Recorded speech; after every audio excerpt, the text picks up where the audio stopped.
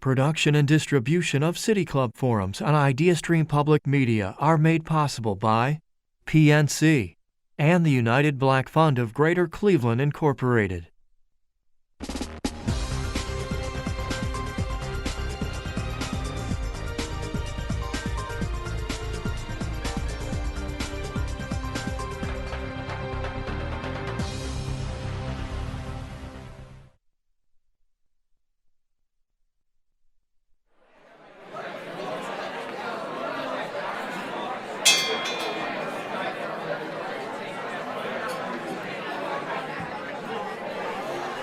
Hello. Hello and welcome to the City Club of Cleveland, where we are devoted to conversations of consequence that help democracy thrive. It's Thursday, November 10th, and I'm Pat Pastore, the Regional President for PNC here in Cleveland. It is my pleasure to introduce the annual State of Downtown featuring the President and CEO of the Downtown Cleveland Alliance, Michael Deemer. Like most urban downtowns throughout the nation, downtown Cleveland is moving on from a period of instability triggered by the COVID-19 pandemic, and the recovery has been palpable.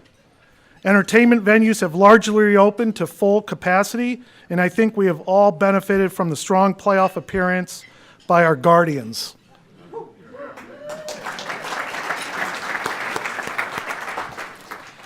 Still, questions remain on shifting patterns of remote versus in-person workforce, business attraction, and the resident experience.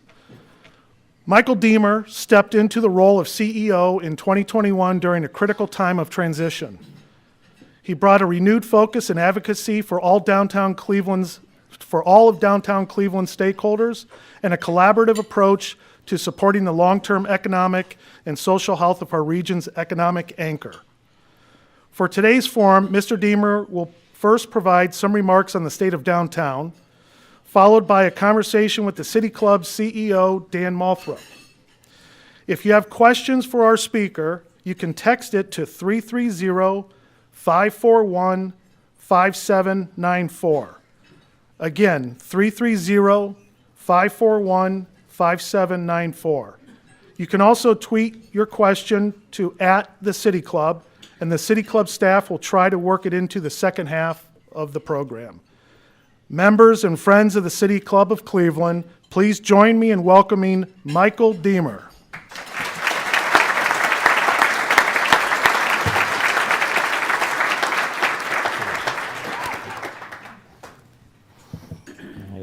Pat, thank you for those kind remarks and the very generous introduction.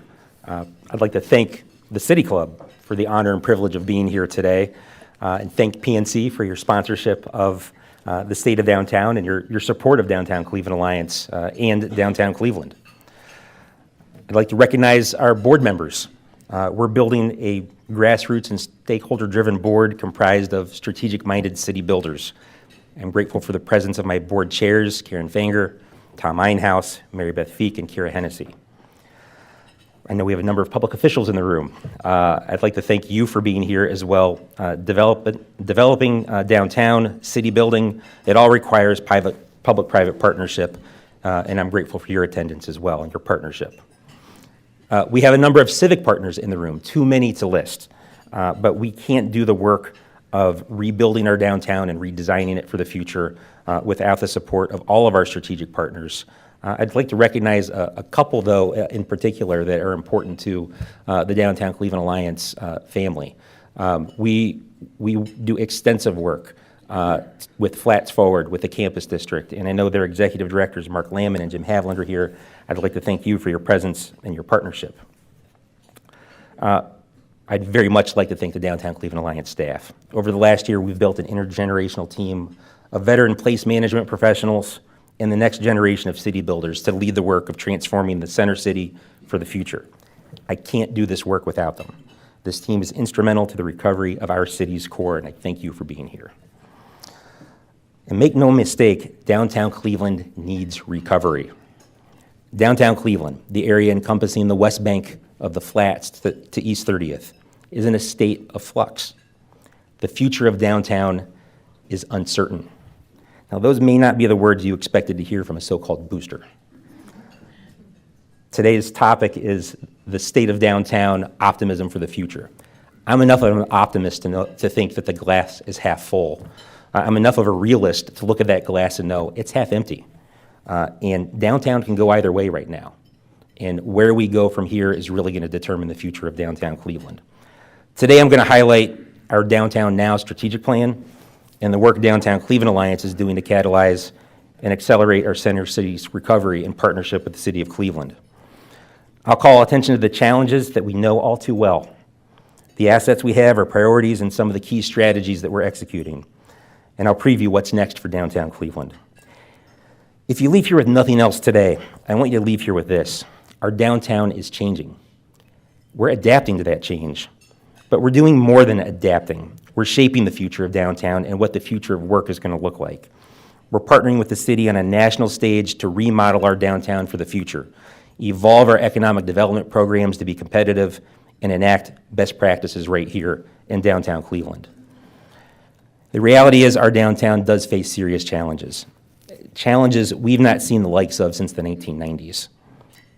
Inflation, recession, mental health, shelter and addiction-related crises, climate change, racial disparities, aging public infrastructure, concentrated poverty, and uncertainty about the future of work are just a few of the issues that we face. These challenges are real, but they're not unique to Cleveland. I was at the International Downtown Association annual conference in September, and I recently joined their board of directors. And I can tell you from my conversations with them, we're all facing the same issues, the same challenges. But in talking with them, I also know that Cleveland has assets that other cities really want to have. We have a decade of pre-pandemic momentum. If you step back and think where we were at the beginning of 2020, we were leading the city and the region in population growth. We'd had 31% population growth in the preceding 10 years, making downtown the fastest growing neighborhood in the city. We had 13.8% private sector job growth in the preceding 10 years, nearly $9 billion of investment completed. Another asset we have is generational leadership change. Think of all the leadership change that we've had over the course of the last year and a half. At the city, with Mayor Bibb, the 11th Congressional District with Congresswoman Shontel Brown, at City Council, Cleveland State University, Case Western Reserve University, Cuyahoga Community College, the Gunn Foundation, Greater Cleveland Partnership, Cleveland Neighborhood Progress, just to name a few. And just this week, a new county executive. I'd like to congratulate Chris Ronayne as county executive-elect, and we're really looking forward to working with him and all of the other new leaders in Cleveland. But I think what's even more remarkable than all the generational leadership change that we've had is how much alignment there is among the new leaders in Cleveland. We are all aligned around the importance of the core of the city, the importance of city building, and that philosophy that was outlined in the introduction, that to have a strong region, you need to have a strong city. To have a strong city, you have to have a strong core. We've got investment in downtown Cleveland as another asset. We have property owners committed to the future. In 2020, which was a difficult year by any stretch of the imagination, property owners in downtown Cleveland renewed the Downtown Cleveland Improvement District, despite the pandemic, despite civil unrest, a school levy increase, an expanding footprint, and the need to raise additional funds for Public Square. We have residents, businesses, and civic leaders, as evidenced by all of your attendance here today, that are concerned about and committed to the Center City's future. And we're a national leader, not just in the state, in repurposing historic buildings to new purposes. Other cities are looking to us. We have a positive recovery trend line. Residential occupancy is back up to 92% and trending upward. 62% of office workers on average on any given day have returned to downtown Cleveland. That's above the national average that's still hovering around 50%. 80% recovery of foot traffic, with visitors returning for ball games, concerts, theater, and nightlife. We've had a net increase of 80 retailers over the course of the last 3 years. And that's not to suggest those numbers are anywhere near where they need to be. They're not. They're trending in the right direction. We've got things to build on, but there's still a lot of work to do. And I think that's where our Downtown Now strategic plan comes in. The Downtown Now plan really ensures that our grassroots and stakeholder-driven alliance is rooted in our core values of inclusion, innovation, and influence. To create this plan, we worked with Denver-based Progressive Urban Management Associates. real estate economists that specialize in working with urban place management organizations across the country, like Downtown Cleveland Alliance. We spoke with over 100 individuals and surveyed over 1,000 people in the community for input. This plan clarifies our mission, and it's very simple: to attract people, jobs, and investment by improving the economy, the environment, experience, and engagement of downtown Cleveland. We've organized the Alliance staff and board around these 4 areas, and I'd like to elaborate on our goals and strategies in each of them. First, the environment. Our environment work really focuses on ensuring that downtown Cleveland has a clean, safe, and welcoming foundation. Our goal here is to focus on the core, activate our social services network, monitor and maintain public infrastructure, and deliver great public services that improve life for all of downtown. The guiding principle of our environment work is that a visible, uniformed, unarmed presence is essential to enhancing the reality and perception of safety in downtown Cleveland. Over the last year, we've increased starting wages for our clean and safe ambassadors on duty from 7 a.m. to midnight, 7 days per week, from $12 an hour to $16 an hour. We've increased the number of ambassadors from 75 to 100. We've initiated neighborhood safety specialists in the Gateway District, Warehouse District, and Flats, including late night service from midnight to 3:30 a.m.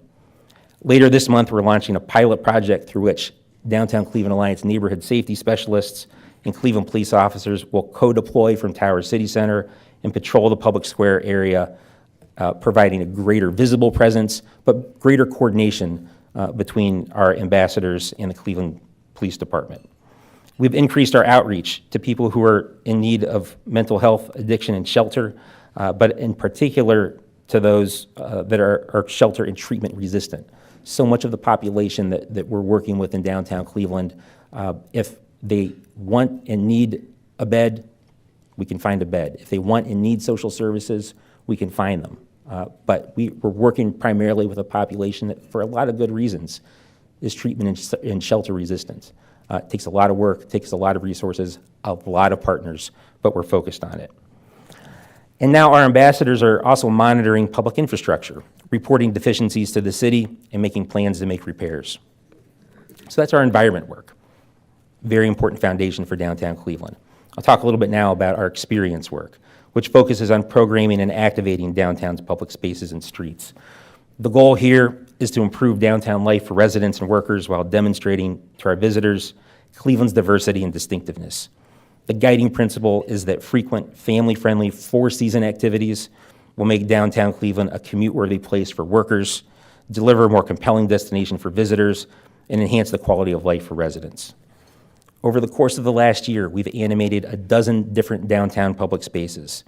We've animated downtown 160 days of the year through 4 seasons. We held the second annual Juneteenth Freedom Fest and brought the Great Lakes Tall Ships Festival to the North Coast. Our Connection is Stronger Downtown campaign focused on creating unique experiences that catered to office workers and residents. Later this month, we'll kick off the Winterland season with the holiday lighting ceremony on Public Square. Building on tactics that we deployed last year, Winterland will run through December, January, and February as we make downtown Cleveland a 4-season neighborhood. That's our experience work. And that all flows into our economy work. Our economic development planning and policy work is central to the mission of Downtown Cleveland Alliance and downtown's needs. The guiding principle of that work is that concentrating jobs in the city's core is inherently equitable and environmentally sustainable. Our goals are to champion the office market, energize our storefront economy, and increase and diversify downtown housing options. Over the last year, we've focused on returning office workers to downtown, business attraction and retention, and supplying developers and public officials with reliable market data. We're working with the developers to plan and implement projects from the West Bank to East 30th, but we know it isn't enough to simply ensure these projects are completed. We're working with the public and private sector to ensure the projects, when completed, contribute to a more seamless urban fabric and enhance the environment and experience of downtown for workers, residents, and visitors. Moving on to our engagement work. This is about building partnerships, communicating with stakeholders, and influencing matters that we do not directly control. All the work and visions described above cannot be achieved without powerful partnerships and strong stakeholder support. We're re-energizing our board to strengthen the role of property owners, and to bring more downtown stakeholders to the table. At the same time, we're going to mold the next generation of leadership for the city of Cleveland. So we're focused on improving the economy, environment, experience, and engagement of downtown Cleveland. But I think the question on everybody's mind in this room and probably listening in is, where do we go from here? What will downtowns be? We envision downtown Cleveland as the welcoming hub of a diverse global city that weaves together downtown's districts and surrounding neighborhoods into a seamless urban fabric that is greater than the sum of its parts. To achieve this vision, we're partnering with Mayor Bibb, Council President Griffin, and his colleagues at City Council to reshape downtown Cleveland for the future. Downtown Cleveland Alliance has historically left placemaking and elevating multimodal transportation to other partners. No more. With over 20,000 residents, downtown Cleveland has become a neighborhood. We're working to complete downtown's transformation from a central business district to a community business district. This means building a place where the entire greater Cleveland community and visitors from around the globe feel welcome to come together to work, live, and play. It means shaping our downtown into a model 15-minute neighborhood where all needs, including school, work, errands, and recreation, can be met within 15-minute walks or bike rides. It means building a commute-worthy city center that leads workers to choose downtown Cleveland rather than sitting at home on Zoom or driving to a suburban office park. As we look to the future, we can't sit back and wait to see what the future of work will look like. We need to make the future of work right here in downtown Cleveland. And we'll work with the city, with property owners, developers, regional partners, and community development corporations to comprehensively redesign downtown from the Cuyahoga River and the North Coast to East 30th and all the surrounding neighborhoods into a truly seamless urban fabric. We're the only economic development organization focused exclusively on the city core. In short, we are the city's partner in reviving the center city, and we will be the steadfast steward in ensuring the modernization of downtown Cleveland is implemented. The importance of downtown Cleveland to our region is clear. That's why you're all here today. We can't have a strong region without a strong city. We can't have a strong city without a strong core. And the work of building a strong core is not for the faint of heart, trust me. The struggles are complex. They are challenging, and at times they can seem insurmountable.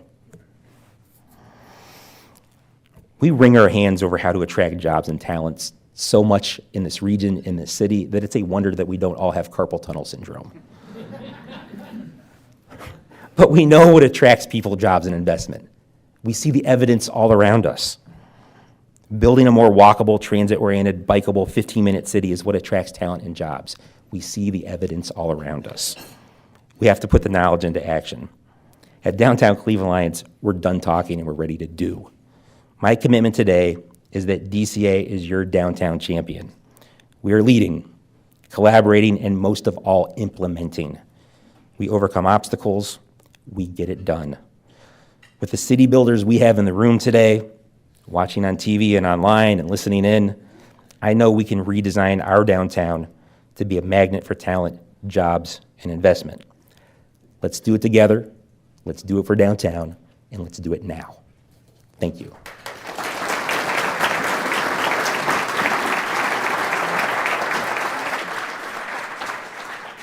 Deemer. Ladies and gentlemen, thank you all so much for joining us. I'm just getting this microphone attached. Michael,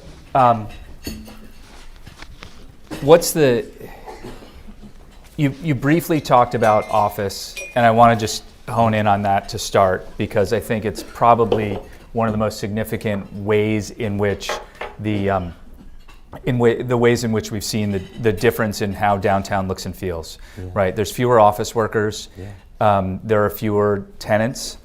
Mm-hmm. And there's more space. Mm-hmm. This is a part of a national trend, and I honestly don't know if it's worse here than it is in other places. Is it? We're better off than a lot of other places, and we're better off for one simple reason. We've figured out adaptive reuse. We've figured out how to convert office space to new uses, and there are so many other cities, so many other downtowns who are trying to figure that out on the fly and in desperation. Mm-hmm. So with that as a starting point, we're not in a position where we have to figure out how are we going to fill millions of square feet of office space. We've already converted millions of square feet to new uses. We're going to have to convert millions more of square feet to new uses. We've got to attract jobs. We've got to attract office workers back, but we have to have a dual strategy. So when you say new uses, I mean that's primarily residential. I'd say residential and hospitality, hotel. Yeah. How much could the market absorb here? Well, interesting that you asked that question. We're in the final stages of completing a housing demand study, working with the Greater Cleveland Partnership and the City of Cleveland on that project. And we're working with an organization we worked with just a few years ago, Philadelphia-based Urban Partners, to really look at what the depth of demand is for downtown living. I think it's an exercise that we have to go through as an organization and for the community. I think all the evidence suggests, and we really believe, that we continue to only really be scratching the surface of meeting the demand for downtown living.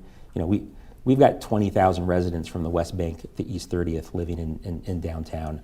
We've got a lot of opportunity to build greater density in the core and in the surrounding neighborhoods that are adjacent to downtown. You and I have been a part of these conversations, with your predecessor, Joe Marinucci, I've been involved in these for more than a decade. When you don't look it. Thank you. Yeah. Thank you. Please stop laughing. No, in all seriousness, the residential population, I remember when the residential population was 11,000, maybe 13,000, more than a decade ago. Today you're at 20,000. Yeah. Which is great if you can provide all the amenities for a residential population. Right now, downtown has great views, but in terms of amenities, it may not compete with what's right across the river in Ohio City. Yeah. Well, I'll answer that two ways. Okay. I mean, one is that I think we need to think about, we can't think quite as parochially about the city's core as we sometimes do. We really need to think about the core of downtown in Ohio City as each other's amenity bases. They're not that far apart. No, of course not. But to your point, we do need to build the amenity base in the core, and I would call it a work in progress. We've got places like Heinen's and Constantino's and Simply Food where residents can grocery shop. And again, we've got 3 places to buy groceries in downtown. Most downtowns don't have that. There's no place to buy underwear. I highly suggest Amazon and the Amazon store down on Euclid Avenue. But we'll make sure you have underwear, Dan. Thank you. Thank you. We will get. It's been a long week. Audrey, get on that. We do need to build the retail amenity base in downtown. We've got a collection of shops at the Fifth Street Arcades where people run daily errands. We have DGX, an urban concept Dollar General that provides home goods, a lot of daily needs for residents. As we grow that residential base, we'll continue to grow the retail base. But yes, we do need to continue to not just create great public spaces in downtown. We need to continue to grow and evolve the amenity base to meet the needs of a growing residential population. The strategic plan, congrats on getting this done. As hard as that was the easy part. Now you have to do it. It calls out a few things, one of which is to move beyond serving only property owners. I want you to talk more about that. Who is DCA for? DCA is for downtown. We represent downtown, and we're founded to manage the special improvement district that is funded very generously by property owners in downtown Cleveland, who form the special improvement district to provide a set of enhanced services for the downtown core.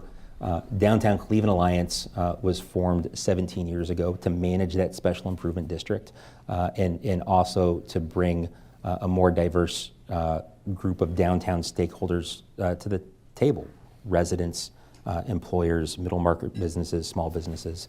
And I think over the years we've done a terrific job of providing service to the property owners. We haven't always done a great job as an alliance of bringing that more diverse set of stakeholders to the table.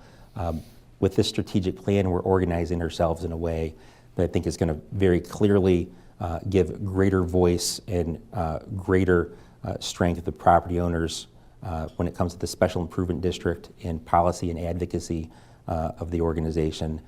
We're also creating avenues to mold that next generation of leadership and to bring the full cross-section of stakeholders in downtown, employers, small businesses, residents, civic partners to the table so that we can really redesign and move downtown forward in the way that we need to.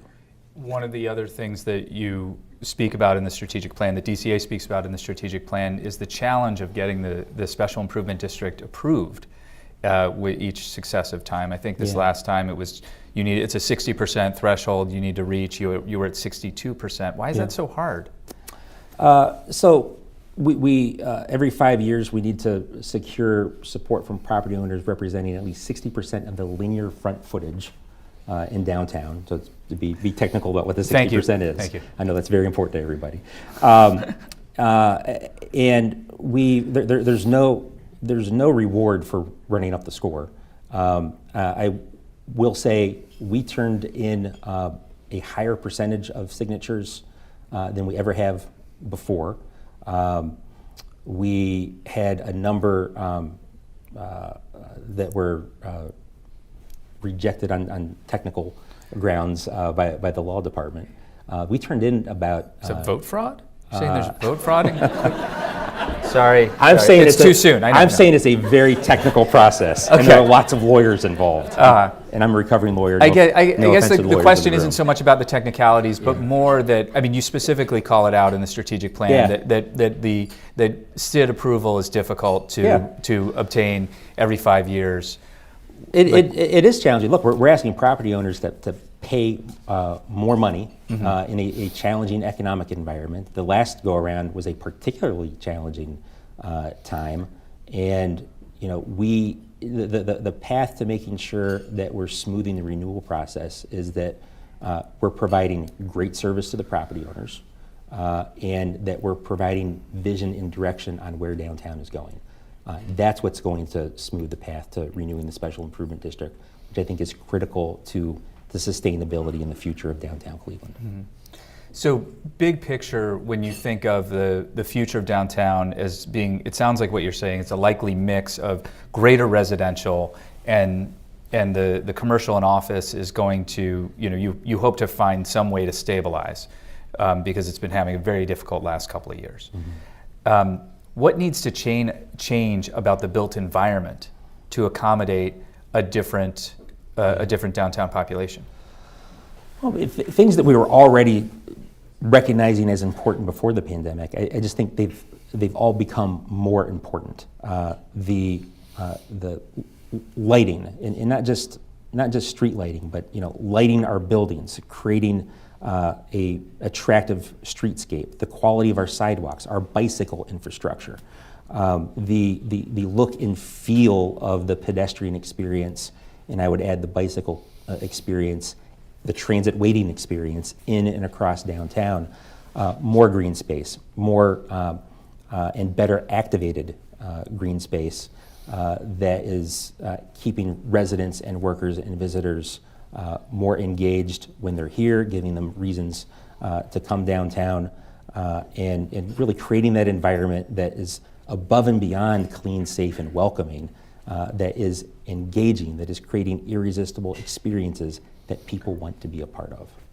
What's the best example you've seen in the last 2 years of something you've created that you want to just, that something DCA has been involved in, activation, and that you think is the sort of model for what you're imagining? Well, we started to experiment earlier in the summer with closing off streets for targeted periods. We called it Lunch in the Lane. We encouraged people to come downtown.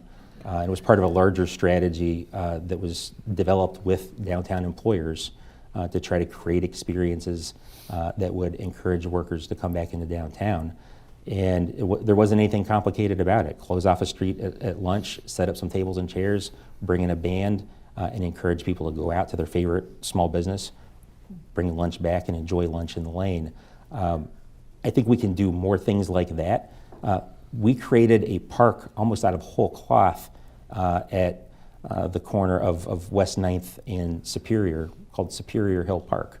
We removed a bunch of brush, we cleaned it up, we created a park, we animated it, activated it. It's a great amenity for residents, it's a great amenity for workers in the Western Reserve building right across the street. I think doing more things like that that is going to create a more engaging environment, again, for residents, workers, and visitors. One of the sort of underlying challenges with the environment has to do with the trend towards work from home. I want to thank everybody for coming downtown today. And you could have easily watched this online. So here. But one of the work from home trend is it's not going away, right? 100% of people who manage offices are finding that there are fewer, that they don't have 100% of their employees in the office 100% of the time. So what is that, I mean, and what that means is that everybody who is leasing space probably wants less space because they don't need as many desks, as many seats, as many square feet. Mm-hmm.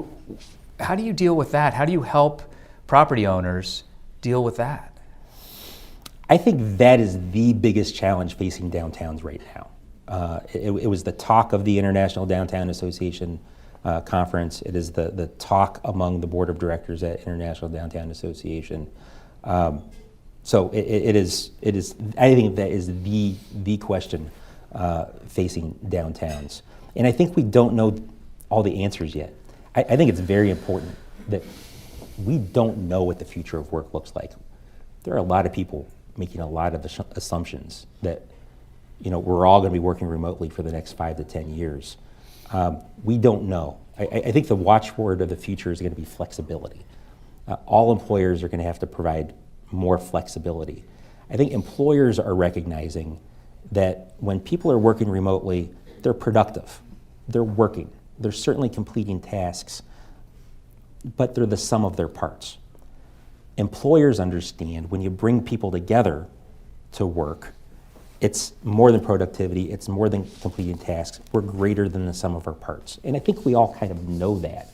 But we're in an economic environment where employees have lots of choices and have gotten used to a very, very high degree of flexibility. I think changing economic conditions and a changing labor market is going to change that equation a little bit. But I think going forward, there's going to be more flexibility.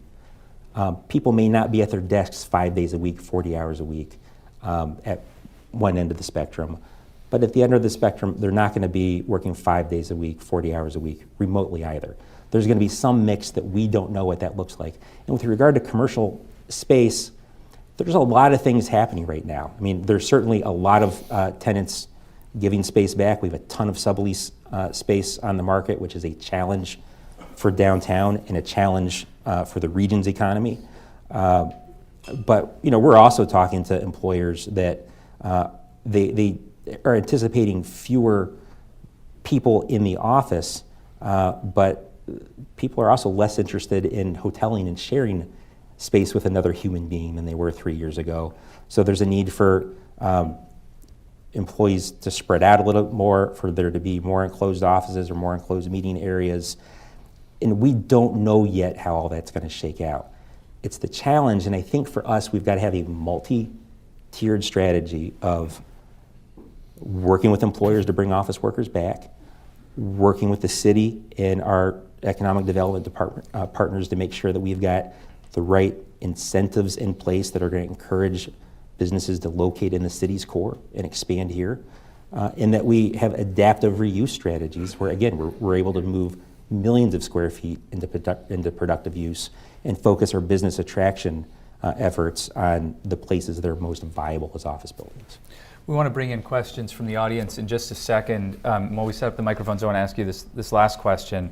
Is there a peer city or even a smaller city that you're looking to that is doing something great? There was just about 12 cities profiled in the New York Times, and none of them seem to have it figured out, whether it was like Seattle or Peoria, Arizona. I didn't know there was a Peoria in Arizona. There is. It's outside of Phoenix. I learned something new today too. So but is there another city, another community that is doing probably not doing it all right, but doing something that you're like, we need to take a look at that?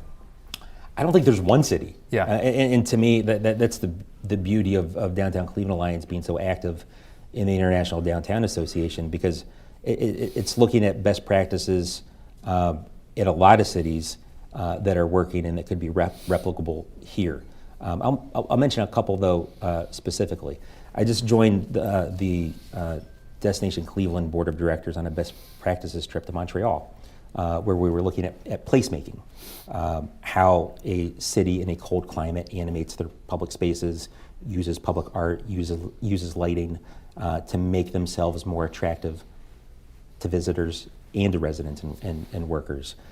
Some great strategies there, particularly around lighting, that I think you're going to see and hear more from them and Downtown Cleveland Alliance on in the coming months and years. We've always looked to Center City, Philadelphia as a place that is a bigger city, bigger metropolitan area, but faces a lot of the same challenges and is doing a lot of things really, really well in terms of how they design, manage, and program their public spaces, how they integrate that with their retail, housing, and business attraction work. And they've done a wonderful job of building that really mixed-use, highly amenitized downtown that's grown their residential base off the charts over the last several years. So while we certainly look at places in our own backyard, we look at what some of the great things that 3CDC is doing down in Cincinnati. There's some great bike infrastructure and riverfront work going on in downtown Pittsburgh and downtown Columbus. So we're looking in our own backyard and looking at some of those bigger cities that have some similarities to us to try to bring those best practices here. Michael Deemer is President and CEO of the Downtown Cleveland Alliance. And if you have a question, please raise your hand. Our team will help you make your way to the microphone. If you'd like to tweet a question, you can tweet it at the City Club, and we'll work it in. Or you can text your question to 330-541-5794. I think we have a first question right here. Yeah, our first question is a text question that we received. It says, downtown Cleveland is fairly inhospitable to children and seniors. Streets are too wide, bike lanes are lacking, transit service is greatly reduced from 20 years ago, and public spaces are often built to be photographed instead of used. There are no accessible playgrounds. What is DCA doing to make a safe, multimodal neighborhood that's safe for all ages?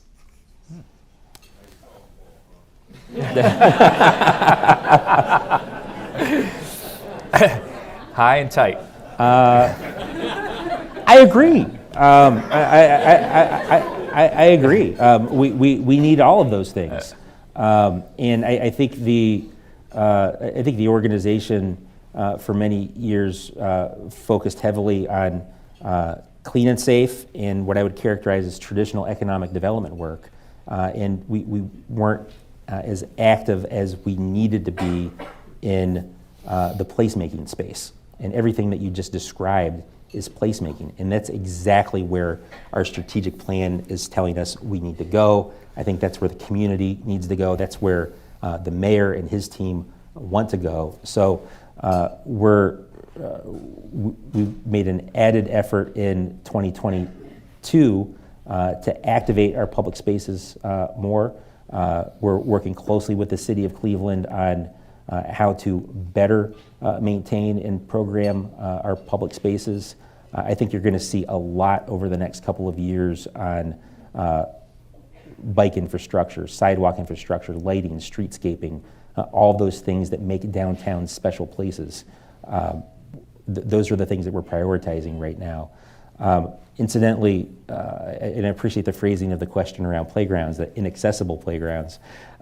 We just in time for the pandemic to start, we did work with the Great Lakes Science Center down in North Coast Harbor to install downtown's first playground. It's there, and I think is a great asset for the children and families that not only go to the Science Center but enjoy North Coast Harbor. We need more of that. That wasn't an end, that was a beginning. We need more places for kids to play, more stuff for them to climb on in our public spaces. I've got a 9-year-old girl, and one thing I know is you don't necessarily need a playground. You need stuff to climb on. It looks fun. And we have lots of public spaces. If we public square in the malls and Perk Plaza, Canal Basin Park, where we can do those sorts of things. So everything that you just described, yes to all of it, and we need more of it, and we're on it. Go ahead, sir. Hey, Michael. Hey, You Michael. had mentioned, our greatest assets that we have here in Cleveland, and two of them are our great inland sea and our crooked river. That if you count your toes and your feet, there's more remarkable vistas on that crooked river than could be imagined. If we look at Columbus, if we look at Cincinnati, if we look at Dayton, and the progress that they've made, and where they started conversations as we did 20, 25 years ago, we've had some good little wins, but they've had remarkable strides. Yeah. In a perfect world, what are the top three things we need to do to get it done on our riverfront and our lakefront to fully embrace our Burnham legacy? Great questions, and timely, because one of the things I'm most excited about from a downtown perspective is that tangible things are happening now. I think we've got a mayor and an administration that is committed not to just talking about the lakefront, but is committed to getting tangible work done on the lakefront. I think everybody in the room is probably aware that the city is in the process of selecting a master planner for the lakefront. So I think the first thing that needs to happen is happening. You need city leadership that's committed to getting it done, and I think we have that.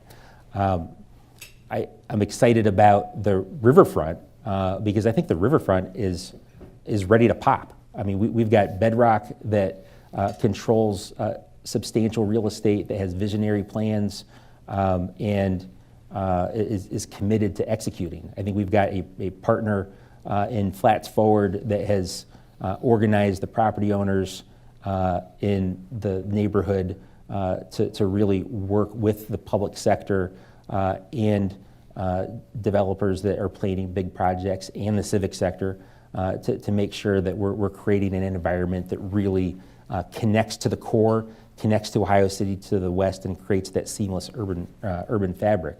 So I think that the second thing that you need, we also have, is strong, committed private property ownership. And the third thing that's necessary is an aligned and organized civic community, and we have that as well. So I think all the ingredients are there, and I think it's happening. And that's to a community that has talked for decades. I talk about wringing our hands in carpal tunnel syndrome. We've wrung our hands for how long about the waterfronts? It's happening. Good afternoon, Michael. Thanks for being here and your comments. For those of us that rely upon a full downtown, and you're talking about, you're being optimistic, and you're talking about, all these ideas. Many of us need data, and I think you were quoted as saying that Cleveland is at 61% capacity, and that's a data point that's good for us. And I wonder what full means in the future and how the Alliance and your team can help all of us understand when we're full or when we're moving towards full, would help us with our strategic plan on where we're going as an organization. No, Tim, I appreciate the question, and I think it's one that there's some uncertainty around. We track the return of office workers through a couple of sources. We're looking at a database that we subscribe to called Placer that tracks cell phone movements. So Big Brother's watching. We look at cell phone movements. We look at security card swipes in office towers. We look at parking garage swipes. So we're looking across a number of data sources that all point in that 60% direction. I'm of the mind that an 80% return to office on any given day it would be success. That's the goal I have in mind. So Tim, as we're working towards 80% and working with all of you in the community, I'd love to get to 100%. I just think with the flexibility that we talked about and more people coming and going at different times of day over the course of the week to their place of employment, I think of 80% as that new equilibrium, and we're going to continue to track as best and as closely as we can and report consistently to the community and work with you on getting to that number as quickly as we can. And we're not going to be satisfied once we get there. We'll keep pushing, but I do kind of think of that as the new equilibrium. Michael, do you think that employers and managers bear some responsibility to incentivize their employees, and not just like get your butt in the office or you don't have a job, but more like come into the office. We're going to have like, you know, we're going to do this retreat today, bring everybody back, and actually like remind people how much fun it is to be in the office. Absolutely. And when I go back to the Connection to Stronger Downtown campaign that we worked with the mayor and his team and employers on earlier this year, that was exactly the strategy. And employers were thinking in terms of, we can't mandate people coming back in because people have so many options. The next employer down the street isn't going to mandate it. So they were really focused on creating the experience inside their offices. We had, building owners that were focused on creating, the amenity base inside the building and making it attractive and doing fun things to encourage their tenants to come back into the building. And our role in that equation was to animate the public spaces of downtown and remind people of what it is they love about being together, what it is they love about being downtown. So I think the answer to that question is a resounding yes, and I think it's happening with mixed success. I just moved here about a week and a half ago from Albuquerque, New Mexico. Albuquerque's a... Welcome to Cleveland. Yeah, Round of applause. thank you.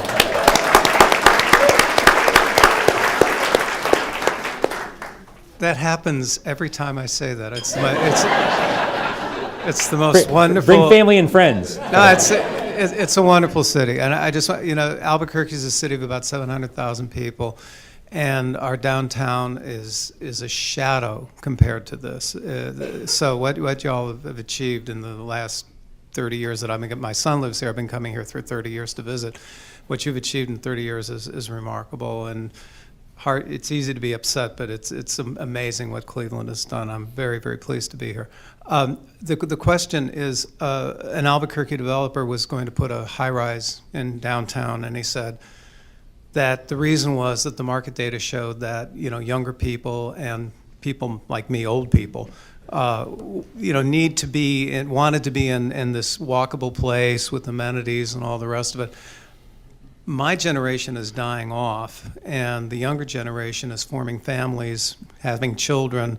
They want schools, they want yards, and I'm wondering if the demographics might be against some of the residential planning that some folks may have going on. No, I appreciate that and really appreciate the comments about our downtown, and welcome to Cleveland. We're happy to have you. As we look at the demographics of the downtown population, look, the highest percentage is consistently people in their 20s and 30s. That's very consistent. One of our fastest growing demographics, actually I think our fastest growing demographic before the pandemic was kind of in the empty nest category.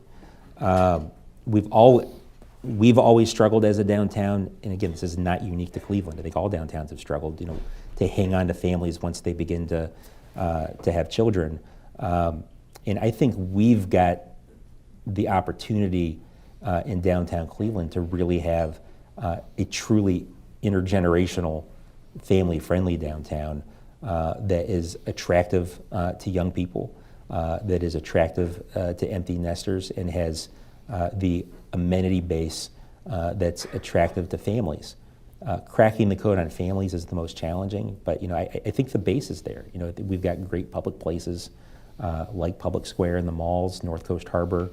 We've got the river and the lake, a great library, a great science center. So we've got so many pieces and parts that form a foundation for families. But as we've talked a little bit about, we need to build the amenity base, the amenity package. But I think the layout of our downtown, the walkability of our downtown, the current amenity base we have really gives us the opportunity to create a wonderfully unique intergenerational family-friendly place. Excellent. All right. We have a question here from Twitter. While downtown does have a number of small boutiques from 5th Street arcades to Tower City, it sorely needs more and not what's already in the suburbs or in Steelyard Commons. What are we doing to bring retailers that aren't here yet? It's a great question, and we do need more retail in downtown. I'm excited about the plans that Bedrock is working on with Tower City Center to really transform that place into kind of an indoor global marketplace. I think that has great potential. I think heading into the pandemic, really at the beginning of 2020, we were looking at the opportunity on Euclid Avenue in particular to really accelerate retail development. The picture at the beginning of 2020 was, by the end of that year, we were going to hit 20,000 residents. From Public Square to Playhouse Square, it was really going to be filled in and feel like a complete street with projects like the May Company, the Beacon Athletic Club, the Lumen, and on down the line. And we were going to have storefronts that were newly white boxed on that stretch. And then 2020 happened. So I think that that we're picking up that playbook now, where we've got that opportunity along Euclid Avenue is kind of our historic Main Street, our historic retail corridor, to attract more and more diverse and different kinds of retail. And I think we've got a similar opportunity with Bedrock's investment in Tower City Center to really reimagine how that's going to serve residents in the community. And then I think it fills in from there. I think the most human scale part of downtown is the warehouse district. And I think the more density we can build in the warehouse district, the more we can create more of a boutique retail experience in parts of the warehouse district. But we need to build more residential density on that western tier of downtown for that to happen. Awesome, thank you. All right, we have a text question, and it says, we've seen so much development. Where do you see the people moving downtown in Tremont, Ohio City, et cetera? Where are they coming from? And do you see more coming in to support the new developments, especially with the current housing market and inflation? It's a great question. It touches in some ways on that more overarching question about what's the depth of demand for downtown housing. And I've focused my remarks today on downtown living and kind of downtown proper, but there's a lot of residential development going on the near west side. We're starting to see more residential development on the near east side, and that's all great because we need a strong core that isn't just a strong downtown. We truly need a strong center city. We see people coming from all over. The newcomers from other that are coming to Cleveland for jobs, particularly young people, are looking to settle in walkable, transit-oriented, 15-minute type neighborhoods. It goes back to what I said earlier in my remarks. We know what attracts talent. It's the kind of neighborhoods that we're building in the center city. We got to double down on that. We see young people coming out of college locating in the center city, empty nesters. We've got to continue to make our city neighborhoods immediately surrounding downtown even more family friendly. I think they are family friendly. I think we see a lot of downtown residents as they form families head to Ohio City and Tremont, and are, as housing prices have increased on the near west side, are starting to look to the near east side, and that's all very healthy. That's how that should work. So we see people coming from all over, and I think that's a very positive, healthy sign for the greater downtown area. I think we have our last question. Hello, Michael. Thank you so much for everything. A lot of hard work Paul. you're doing. You can stop there. Thank you too. And Dan, you're on fire today, by the way. Thank you. Thank you. My question's really about the SID, and we talked about how it's challenging to get a SID. Yeah. How do you decide we're doing a good job with that? Because based on our perspective, the Chamber of Commerce with the Greater Cleveland Partnership is at Playhouse Square. And it went from, we were one of the first people downtown really watching and seeing what's going on. It went from nobody there to, it's pretty entertaining right now if you look at Playhouse Square, if you know what I mean. If you have a YouTube channel, I would probably make a lot of money with a video of just what's going on. And the challenge, without the SID, they do an unbelievable job as we watch. Mm-hmm. But how do you decide you're doing a good job with that? How do you rate it? How do you track it? How do you figure it out? Because the safety of downtown is so critical, and getting more people to come downtown, I want to encourage it, but how do you decide you're doing a good job on that? No, I really appreciate the question, and I think that's at the core of our work. As I said at in my remarks, a clean, safe, welcoming foundation is where it all begins. We're not going to attract people, jobs, or investment without that clean, safe, welcoming foundation. So, when it comes to cleanliness and safety of downtown, we're looking at both the perception and the reality, and how the market is responding. So, at one level, it's how many interventions are ambassadors making? What impact are we having on crime? What impact are we having on the level of the unsheltered population in downtown? And again, I'll go back to my IDA experience, where when I talk with my peers in other cities about the challenges that we face with our unsheltered population, they think I'm kidding.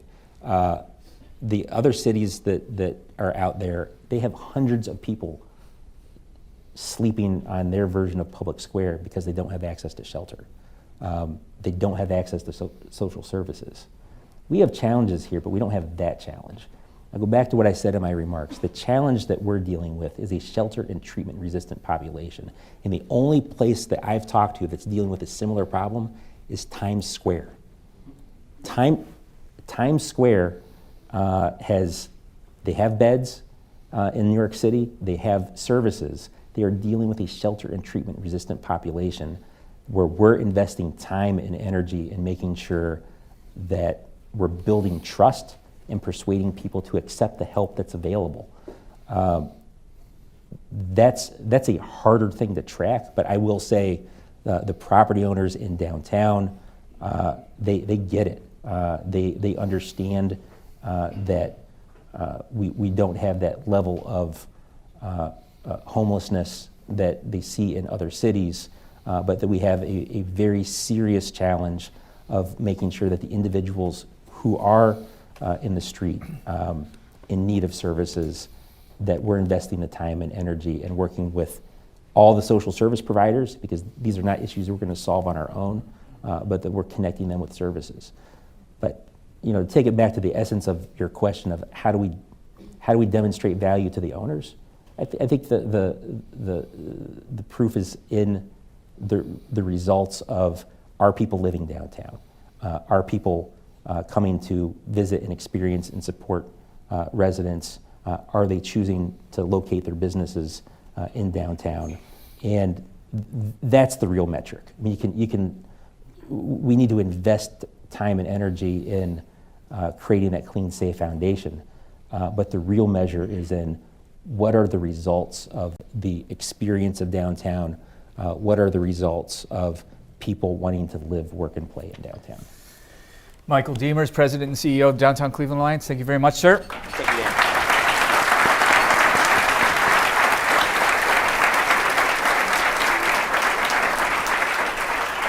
Our forum today is sponsored by PNC. We're so grateful for your support and partnership. We'd also like to welcome guests at tables hosted by Bracadia, Cuyahoga Community College, Destination Cleveland, the Downtown Cleveland Alliance, Falls & Company, Greater Cleveland Partnership, the Greater Cleveland Regional Transit Authority, MC² STEM High School, the Millennia Companies, PNC, and Team NEO. Be sure to join us tomorrow on November 11th. We'll learn about the state constitution and your power to alter it at the ballot box. Next Tuesday, November 15th, we will hear from Sari Horwitz. She's a four-time Pulitzer Prize-winning investigative journalist with The Post. She will talk about her new book, American Cartel, that chronicles the role of the pharmaceutical industry in the opioid crisis.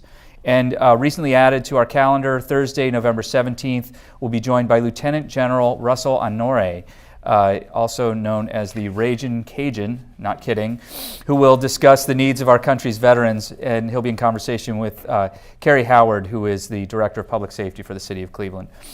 If you want to find out more, please join us at cityclub.org, and that brings us to the end of our forum today. Michael, thank you so much. Thank you, members and friends of the City Club. Our forum is adjourned. Thanks, buddy. Great job. For information on upcoming speakers or for podcasts of the City Club, go to cityclub.org.